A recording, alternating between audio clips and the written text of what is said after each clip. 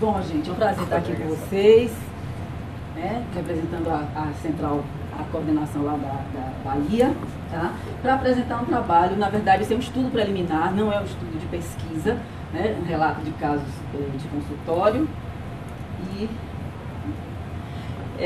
onde eu estou tentando, na verdade, trazer 3 objetivos, que é destacar uma forma de trabalhar usando o mapa astrológico, tá?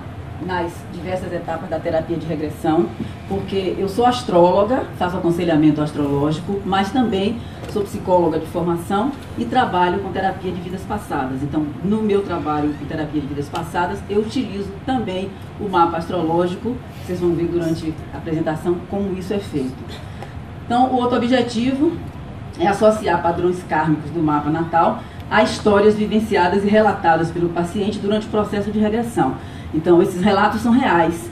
E o que eu fiz, como eu disse, não é uma pesquisa sistemática, mas é uma observação e uma associação, na verdade, dos padrões mostrados no mapa astrológico do paciente com determinados tipos de história.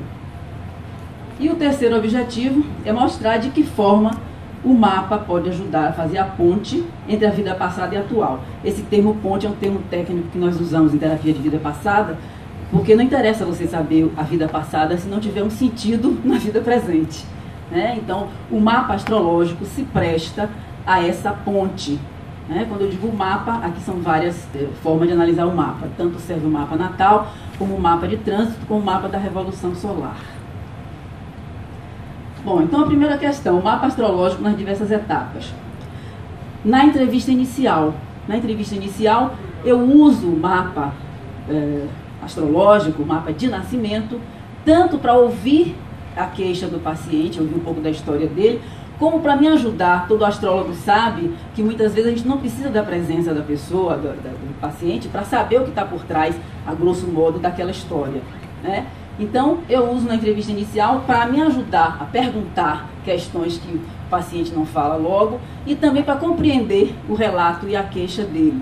Claro que nessa entrevista inicial eu acabo olhando também os trânsitos, é automático a gente olhar e ver o momento atual da pessoa. Nessa entrevista inicial, inclusive, pelo mapa, eu posso ajudar a pessoa a entrar no processo ou dizer não. Por exemplo, se ela estiver num trânsito importante de trabalho ou que está indicador de viagens, eu sei que ela vai fazer uma sessão e vai embora. E eu não gosto de trabalhar assim. Eu trabalho com várias sessões. Eu só trabalho com sessão única quando o paciente já tem um outro terapeuta.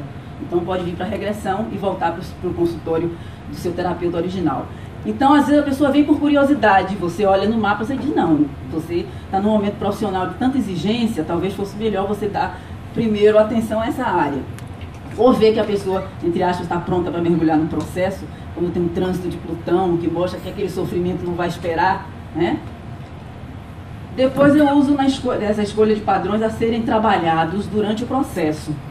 Quer dizer, junto com o paciente, no relato da queixa, né, do motivo da procura da terapia, eu vou olhar no mapa da pessoa também. Então isso me ajuda a entender a queixa dela. Por exemplo, um padrão Vênus com Saturno, seja conjunção, seja quadratura, seja oposição, enfim. Um padrão Vênus-Saturno no mapa, todo astrólogo sabe que dá uma dificuldade no relacionamento por medo de ser rejeitado, medo de não dar continência à relação, medo de não conseguir estruturar a relação, medo de não conseguir passar o afeto ou receber afeto, enfim. Então, eu uso o mapa também para escolher por onde nós vamos começar, né? Isso não é uma coisa automática, não é uma coisa robótica, né? Isso é algo que faz parte do processo. Às vezes eu uso mais o que a pessoa traz de relato para olhar no mapa e às vezes é o contrário. Eu cerco pelo mapa o padrão e vou aprofundando com ela por onde vamos começar. E, por último, após cada história de vida passada, a gente usa o mapa, quer dizer, não é uma sessão de regressão, é uma sessão de menos tempo, onde a gente vai fazer essa tal dessa ponte, né? O que viveu na vida passada, o que aquela história trouxe de importante para a vida atual, o que aquele personagem de vida passada tem a ver com a pessoa de hoje. E no mapa isso vai ajudar, não só no próprio mapa natal, que área que está aquele padrão, ou como a pessoa manifesta aquele padrão hoje, mas também olhando os trânsitos e a própria revolução solar. Isso já é um processo meio que automático no meu jeito de trabalhar. Então, minha proposta aqui é principalmente mostrar uma forma de trabalhar que funciona, mais do que trazer resultados desse processo. Bom, então, o que eu fiz? Eu tenho alguns casos que eu não coloquei o mapa, eu coloquei só um mapa por conta do nosso tempo, que é o caso 4, mas eu relacionei alguns padrões, eu só coloquei signo solar e signo ascendente e signo lunar, só como uma forma de caracterizar o paciente, mas na verdade o importante é qual era a queixa, os padrões que eu associei no mapa e que história estava por trás daquele padrão. Então, por exemplo, nesse caso 1, uma mulher de Sol Escorpião, aí eu não pude deixar de colocar o Netuno que estava pendurado no Sol, né? Entre a casa 9 e 10, e com a Lua em Câncer, na casa 6, com ascendente Aquário. A queixa era o medo de usar mal o seu conhecimento, seu poder e o medo de ser julgado. Padrões que foram associados no mapa. Uma coisa importante, eu acho que todo astrólogo sabe, quando a gente vai apresentar qualquer tema, claro que a gente faz um recorte. Então, evidentemente, esses recortes fazem parte de um mapa como um todo. E a pessoa é todo o mapa. Inclusive, quando eu falo da astrologia kármica, na verdade, o mapa inteiro, na minha concepção, ele é kármico, no sentido de que aquela bagagem vem junto com você. Aquilo que você expressa hoje é um somatório de vidas passadas. Então, claro que tem por trás uma crença, mas a forma de analisar é importante deixar claro que a gente não fica no passado. O importante é mexer como que aquilo atua na vida atual, né? E a partir do padrão que a pessoa vive, da história que ela vive, fazer essa ponte, né, com o uso do mapa astrológico. Então, nesse caso, os padrões imediatos que eu achei associados no mapa dessa pessoa eram Saturno em Sagitário, na casa 10, em quadratura com Plutão em Virgem, na 7. Né? Então, o Saturno em Sagitário já traz essa questão de ter lidado ou com um conhecimento avançado, de ter sido autodidata, muito comum história de pessoas que lidaram com um aspecto religioso, tá? E a quadratura com Plutão vai trazer o lado, digamos assim, dissonante, ou o lado que a gente chamaria, entre aspas, né, na linguagem para o paciente, um mau uso no passado daquele tipo de poder e autoridade, para falar de Plutão e Saturno. Esse mau uso nem sempre é mau uso pelo excesso. Muitas vezes o mau uso é pela falta. A pessoa se omitiu, a pessoa não usou. Isso a gente só vai saber vivendo as histórias. Né? Essas histórias são trazidas pelos pacientes durante o processo de regressão. Na regressão, essa pessoa trouxe várias histórias nas quais foi morta como bruxa por usar o seu poder e o seu conhecimento. Então isso é apenas uma síntese. Né? Mas tem várias histórias sobre o mesmo tema. O segundo caso, também uma mulher, Sol em Gêmeos, Lua em Leão, Ascendente Touro. Essa pessoa, ela tem uma queixa, que era o medo de ter filhos, medo de perdê-los. Será que o microfone vai até aqui? Vamos mudar de lado um pouquinho. Puxa, por favor. Então, essa pessoa tinha medo de ter filhos, de ter e perdê-los. Escolhas inadequadas também dos relacionamentos amorosos, homens que não assumem a relação, e os padrões. E tinha outras queixas, né? Isso é uma queixa relacionada com os aspectos que eu levantei. Padrões associados no mapa. Ela tinha Plutão em Virgem na casa 5, em quadratura com Vênus em Gêmeos na casa 2 e Netuno retrógrado em Escorpião na casa 7. Bom, o Netuno retrógrado na 7 é clássico nos mapas das pessoas que fantasiam as relações, né? Eu costumo brincar dizendo que a pessoa quer se relacionar com o ET, que tem que mudar de galáxia, porque ou ela encontra alguém que está indo embora no dia seguinte, que maravilha seria aquela relação, se pudesse ter sido, se conhecesse antes, ou então entra em relação com pessoas comprometidas, pessoas casadas, ou então em relações, eu chamo a síndrome do amor impossível, ou relações onde a pessoa não quer se relacionar daquela forma, né? Quer ser amigo, mas não quer namorar, não quer casar, enfim. E, normalmente, isso também traz o quê? Um engano. Pessoas que, então, entram em relacionamentos onde são traídas, onde são enganadas, mas o engano maior, na verdade, é delas com elas mesmas, né? porque escolhem a pessoa e fantasiam acerca daquela pessoa e daquela relação. Então essa pessoa entrava em vários relacionamentos, essas escolhas inadequadas vão à queixa dela. Então essa caracterização é colocada pelo próprio paciente. Padrões que eu associei no mapa, como eu disse, Plutão em Virgem na 5, que aí entra a questão de filho, ela tinha medo de ter filhos e medo de perder. A regressão que eu escolhi, relacionada com esse padrão. Uma vida passada, onde ela teve um filho com síndrome de Down. E esse filho também tinha outros problemas, numa época onde não existia tratamento, não existia cura, e as pessoas associavam a doença do menino a uma monstruosidade, e por conta disso ela era tida como bruxa, quer dizer, uma bruxa que gerou um monstro. Por conta disso, ela perdeu o relacionamento, o marido logo pulou fora, e ela ficou sozinha com o filho para criar numa sociedade que a rejeitou. Por último, ela própria acaba abandonando esse filho, né? Com a fala de que queria proteger.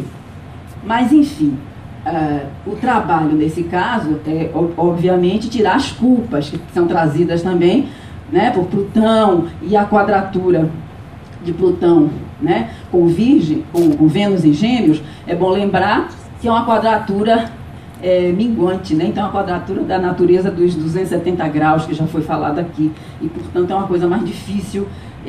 Na astrologia kármica, esses aspectos seriam mais, digamos, mais difíceis de mudar, ou a pessoa toma consciência, porque são aspectos saturninos, ou toma consciência da realidade, quer dizer, vamos mexer com isso. Eu preciso tratar, se eu quero um filho, eu preciso me dispor a mexer nos problemas que me impedem de ter filhos. E foi isso que ela fez, encarar uma terapia. Ela já está há mais de 2 anos, 3 anos comigo.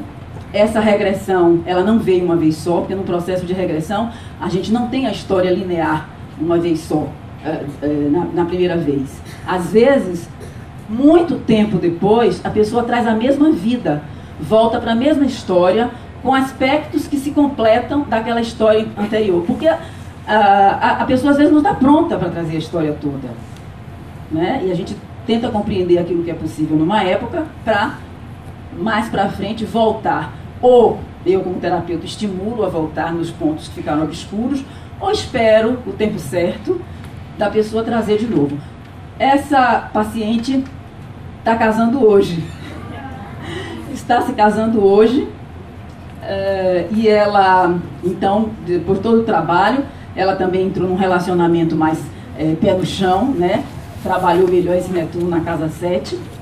Também ela é médica, e eu acho que o Netuno na casa 7 é muito bem trabalhado quando a gente vai ajudar os outros, como terapeuta, como um médico, como no serviço social, enfim, ajudas humanitárias, para não colocar essa dose de Netuno numa pessoa só, que é muito peso, né, gente?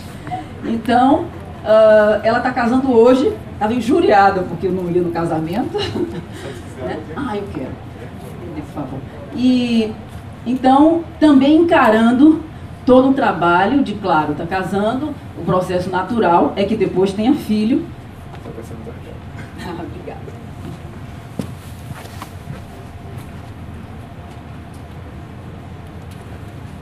E, então, ela está trabalhando essa questão. É bom destacar que essa paciente não é uma paciente individual. Eu trabalho individual e trabalho em grupo. Essa paciente faz parte de um grupo, grupos pequenos, né? O caso 3 é uma mulher também com Sol em Libra, Lua em Escorpião e Ascendente Capricórnio. A queixa dela, medo de ficar presa, de não conseguir realizar conquistas profissionais, entre outras coisas, que era muita coisa. Ela diz que estou sempre morrendo na praia. É como se eu não merecesse ser feliz. Olha que frases pesadas. Ela dizia que ela tinha inveja de olhar as pessoas e ver as pessoas felizes. Como é isso? Eu não sei o que é isso. Padrão que eu associei no mapa, né? Ela tem Saturno em conjunção com Plutão em Libra na casa 10. Vejam que ela é libriana também, né? Mas esse padrão, Saturno conjunção Plutão em Libra na 10, eu já encontrei em outro caso, mulher também, que tinha essa mesma queixa. O que eu vejo desse padrão Plutão e Saturno em Libra? Porque todo mundo sabe que o libriano não vive sem a relação. E não vive sem o julgamento do outro, né? Eu não existo sem você. Então, esse padrão, né, Plutão e Saturno em Libra, acabam fazendo com que a pessoa se torne, eu digo, um personagem. Ela fica tentando ser aquilo que ela espera que os outros esperam dela, aquilo que ela acha que os outros esperam dela. Então esse foi o padrão mais forte, né? Tem outras coisas, eu acho que essa lua escorpião, a lua escorpião normalmente, esteja em que área estiver, as pessoas acabam entrando em vidas passadas, onde tiveram contato com esotérico, com curandeirismo, com medicina, com trabalhos espirituais, ou com rituais de morte, né? Rituais de passar, de ser morta, ou ritual onde a própria pessoa está matando alguém em prol de um ritual daquela comunidade. Bom, a regressão dessa mulher. Várias vidas onde ela sempre está presa por corrente, numa torre. Vejam que interessante, Plutão-Saturno, ela presa numa torre, né? E presa numa torre, esse caso, eu lembro, presa numa torre em função de um rei que prendeu na torre porque descobriu que ela estava grávida dele e não queria. Então, prendeu numa torre, presa por corrente. Outra está presa em uma pedra, o Saturno também, né? Sacrificada em ritual. Então, ritual com pessoas encapuzadas e ela na pedra sendo sacrificada. E outra em uma caixa de cimento que era menor do que o corpo dela. Não conseguia se mover, estou numa caixa de cimento, meu pescoço está torto. E aí tem, para algumas pacientes, tem inclusive toda a movimentação corporal condizente com aquilo que está vivendo. Porque o meu trabalho com regressão é de estimular a pessoa a vivenciar, não somente a contar mentalmente. Vivenciar tudo aquilo para limpar a questão do passado na vida atual. Bom, como que o mapa pode ajudar a fazer essa ponte entre a vida passada e a atual? Então, o último caso onde eu vou mostrar o mapa. Outra mulher, o Sol em Libra, Lua em Capricórnio e Ascendente Escorpião. Esse vocês vão ver o mapa. A queixa dela, muitos medos. Medo de violência do masculino, medo de ficar só, que é um medo libriano também, independente de aspectos, medo de ser enganada, medo de não dar certo no relacionamento, de usar mal o poder, de ser julgada. Ela, inclusive, quando veio, ela dizia que tinha síndrome do pânico, porque também falar que tem síndrome do pânico ficou meio na moda, né? Agora até está menos na moda agora é ser bipolar, né? Mas, enfim, ela também já está há um tempo comigo. Ideias pessimistas, sentimento de não merecimento, não consegue ficar sem a relação e se apega ao outro, mesmo que a relação seja ruim. Atrai a agressividade do outro e sentimentos de rejeição. Mesmo que não seja agressividade física, em muitos momentos ela relata situações onde ela se colocou para o outro ser agressivo. Né? O outro acaba sendo agressivo, não querendo estar com ela, e ela não consegue sair desses padrões. Padrões associados no mapa. Vênus, conjunção Netuno, em Escorpião, na casa 1. Acho que eu vou mostrar. Vênus e Escorpião em conjunção com Netuno, na casa 1, em oposição a Saturno retrógrado em Touro, na casa 7. Plutão, conjunção com Mercúrio em Virgem, na casa 12, vocês vão ver que tem vários planetas na casa 12, em quadratura com a Lua, que é em Capricórnio, no início de Capricórnio na 3, área mental. Marte em Virgem no final da casa 11, que faz conjunção com Plutão e com esse Mercúrio. Então a regressão importante que eu trouxe é que ela teve uma morte violenta em situação de guerra por soldados alemães. Assim, aquela coisa do inusitado que acontece, que a gente diz, mas justo comigo, e acontece do nada, como Mônica falou aqui, para ela, quando ela está relatando, era do nada, tipo, os caras invadem a sua casa, invadem o sítio, matam mulheres e crianças e simplesmente dá um chute nela, e enfia alguma coisa que ela morre na hora e fala, que injustiça, né? E por que comigo? E por que? Então, muita raiva, né? E na última regressão, ela foi vendida pelo marido a uma caravana no deserto, sendo separada do bebê, o bebê ficou com o pai, e o comprador cuida dela e se casa com ela. Mas ela ficou a vida toda se colocando como menos nessa relação, porque ela foi vendida como escrava. O senhor gostou dela e casou com ela, e tratava ela bem. Mas ela não saiu da condição de escrava, maltratada por esse primeiro marido. Né? E essa foi a última regressão, que é uma que a gente ainda está trabalhando, que tem a ver com esse momento atual, onde ela está saindo daqueles relacionamentos difíceis também, e entrando, ou se abrindo para conhecer novas pessoas, indo em situações sociais, e ao mesmo tempo se fechando. Vocês vão ver agora nos mapas colocados aqui. Bom, então aqui é o mapa natal, certo? E ali o mapa da Revolução de outubro do ano passado, né? A Revolução ainda está em curso até outubro de 2011. Então no mapa natal dela vocês veem que tem vários planetas na casa 12. Na astrologia kármica, a casa 12 é considerada como indício do que você fez na última vida, tanto que ela também é considerada como a sua vida intrauterina, né? Então, essa casa 12 reflete como que ela está presa no passado, né? Pessoas que têm muitos planetas na casa 12, elas normalmente ficam presas a situações do passado, seja de vida passada, seja de coisas que construíram nessa vida e que elas ficam repetindo, procurando os mesmos ambientes, sem contar que a casa 12 é a casa também do isolamento, da prisão, né, do fora da sociedade, as coisas que você fecha mais, as hospitalizações, né, a não inclusão, digamos assim. Então, o Marte está bem limite ali entre casa 11 e casa 12, mas a gente pode perceber que ele já está em conjunção com Plutão. O Marte está no final da 11, mas está em conjunção com aquele Plutão que já está definido na 12. Então esse é um padrão da queixa dela, do medo de violência, o medo do masculino. Ela fala muito baixinho, né? Quer dizer, imaginem tudo isso, é um vulcão dentro, né? Porque ela tem um ascendente Escorpião e tem um Vênus com Netuno ali em Escorpião, em posição com Saturno, como eu falei. Então, esses planetas na 12 são muitas ligações dela com outras vidas, são muitas histórias.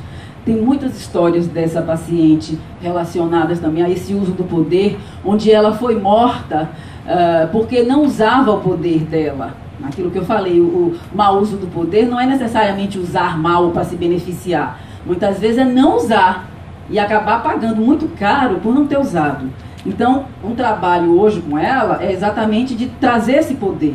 O que é esse poder? Confiar mais no seu trabalho, confiar no enfrentar as situações. É um trabalho saturnino, digamos assim, né? E, aliás, ela precisa, isso é uma coisa importante, esse Saturno dela na casa 7, ela precisa de atuações ou intervenções assim muito diretas, né? Muito, não como receita de bolo, que eu odeio isso, mas pontuações e às vezes tarefas saturninas mesmo, que ela precisa fazer, que ela precisa se colocar. Então, veja que ela coloca toda a autoridade dela na mão do outro, com esse Saturno na 7. Né? Até ela toma, mas ela, na verdade, veja que ela tem Câncer na cúspide do meio-céu, o signo de Câncer, e a Lua, ali em Capricórnio, na casa 3. Portanto, ela tem um passado de autoridade, ela é respeitada pelos profissionais, ela trabalha, a maioria dos colegas dela trabalha com homens, trabalha no meio de homens, né? E é policial militar. Então, é uma pessoa que trabalha no meio de homens, mas morre de medo da violência dos homens. Então, falar um pouco mais alto, o que é típico da escala militar, já assusta, já entra em depressão, já fica intimidada e fala muito mansinho. Mas ela é uma libriana de Sol, que está meio escondido ali na casa 12. Além de tudo, o Sol dela em Libra, né, está junto de Urano, e Libra, o eixo Libra-Áries no mapa dela é interceptado. Áries e Libra, interceptado. Né? Quer dizer, é como se ela tivesse também que viver a expressão dela entre parênteses. Eu vejo o eixo interceptado como você tendo que colocar mais energia ali, porque é como se você tivesse entre parênteses. Então é um esforço danado para ela se colocar no dia a dia, para ela ser ela tudo. Ela diz, não queria levantar, não queria ir trabalhar, mas a mobilização dela toda é em função de relacionamentos, como o libriano de modo geral, né? Eu não existo sem você. Então, quando está se relacionando, está tudo bem, parece que tudo vai melhor. Quando não está, qualquer coisa é um momento para virar uma crise ou para se deprimir, né? Que a gente viu que ela tem também essa questão dos pensamentos negativos. E esse Vênus-Netuno que ela tem é semelhante àquele outro caso que eu falei, Netuno na casa 7. Né? A ação é a mesma, uma expectativa muito grande com relação ao outro, com relação ao relacionamento, mas mostra um padrão onde a pessoa muitas vezes teve que renunciar. Então, Vênus-Netuno está por trás de histórias onde você não pôde completar algo que você gostava. Vênus não é só relação, Vênus tem a ver com prazer, com os valores, né? Então, muitas vezes, como esse que eu acabei de contar da guerra, que ela está lá na família dela, na casa dela, e de repente vê a mãe morrer, crianças morrerem, e os soldados simplesmente dão um chute nela, e ela jovem morrer. Quer dizer, que injustiça, né? Como que eu morri tão cedo, tão jovem? Então, e a gente sabe também que Escorpião é um mar que aparentemente... Um mar, uma lagoa, é uma água que aparentemente está calmo, mas a gente sabe que embaixo tem uma tormenta, né? E ela tem uma dificuldade de lidar com a própria agressividade dela.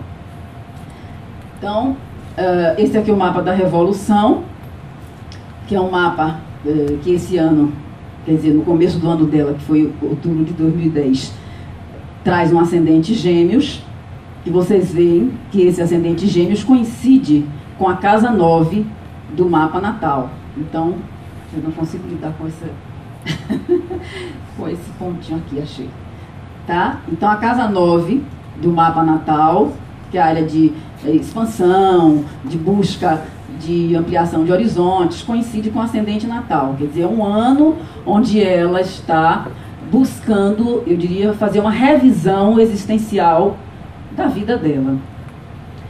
E o regente do ano é Mercúrio, que está aqui na casa 4, né? A área da casa, da família, mas ladeado aqui pela Lua e por Saturno e um pouco pelo Sol. Quer dizer, é um momento também de olhar a realidade, de cuidar da casa, que é tudo que ela está fazendo, mas de ver as dificuldades, digamos, certas dificuldades que ainda persistem. Porque veja que essa casa 4 do ano coincide com a casa 12 dela, não com a cúspide, mas com o signo interceptado de Libra, né? Então, a gente poderia dizer que é um momento onde ela está confinada em casa, ou confinada para olhar as questões dela. Então, isso é analisado junto com a paciente, para ver quais são os recursos e também que coisas fáceis ou difíceis ela vai estar lidando nesse período, né?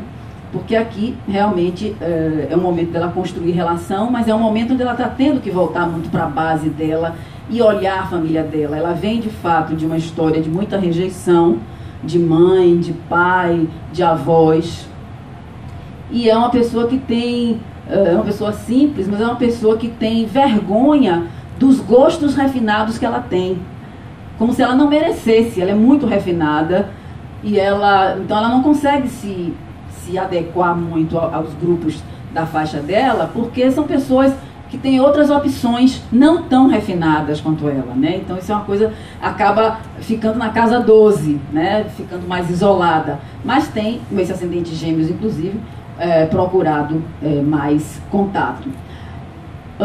Os trânsitos nesse momento, né, que a gente poderia ver pela própria Revolução, quer dizer, Júpiter e Urano já saíram de Peixes, estão na própria casa 6 dela, ela está num momento de turbulência no trabalho, isso também tem sido visto e analisado, como uma possibilidade dela mudar. Há muito tempo que ela tem tentado sair da área da polícia militar, mas não tem tido força, não tem tido coragem, primeiro tentando uma transferência de lugar. Então o que acontece? Esse Urano já vai trazendo para ela um momento de possibilidade real de mudança, de sair, de fazer uma mudança até mais radical, que nem eu sei qual é, mas ela está redirecionando, já que o ascendente é de busca de revisão da vida num sentido mais amplo. Quer dizer, não é simplesmente sair do quartel ou mudar de profissão, é uma coisa que eu chamo mesmo mais existencial, mais profunda, que é puxar ela para dentro.